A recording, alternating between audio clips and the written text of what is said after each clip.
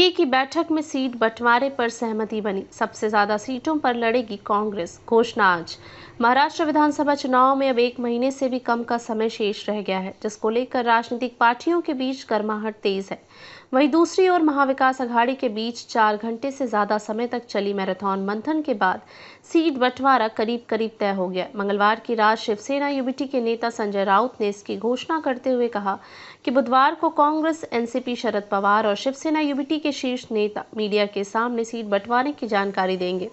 UBT Shiv Sena नेता संजय राउत ने बैठक में सीट बंटवारे को लेकर हुई बातचीत के बारे में कहा कि तीनों दलों के बीच सीट बंटवारे को लेकर यह आखिरी बैठक थी और इसके बाद इस मुद्दे पर अब और कोई बैठक नहीं होगी।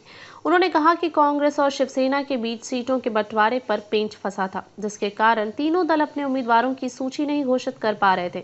लेकिन आज की बैठक में सभी सीटों पर विचार हो गया है। महाराष्ट्र चुनाव के लिए हुई बैठक के बाद सूत्रों ने बताया कि राज्य में कांग्रेस सबसे अधिक सीटों पर चुनाव लड़ेगी। बंटवारे में सबसे कम सीटें शरद पवार की पार्टी को मिलेगी। शिवसेना यूबीटी को मुंबई में सबसे अधिक सीटें लड़ने को मिलेगी। इसके साथ ही सूत्रों ने आगे बताया कि कांग्रेस 103 से 108 सीटों, जबकि शिवसेना यूबीटी 90 से 95 सीटों पर चुनाव लड़ सकती है।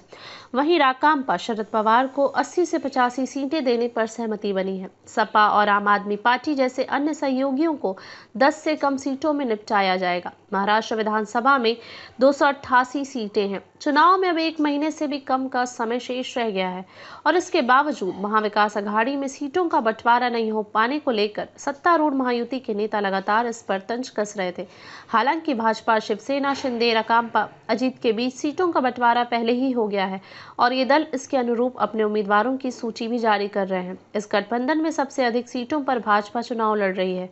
बता दें कि महाराष्ट्र में 288 विधानसभा सीटों पर 20 नवंबर को मतदान और 23 नवंबर को मतगणना होनी है।